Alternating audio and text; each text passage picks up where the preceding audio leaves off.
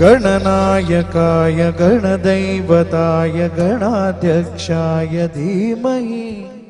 गुणशरीराय गुणवन्दिताय गुणेशानाय धीमहि गुणाधीताय गुणाधीशाय गुणप्रविष्टाय धीमहि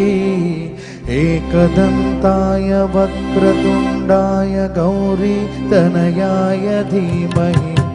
गजेशानाय भालचन्द्राय श्रीगणेशाय धीमहि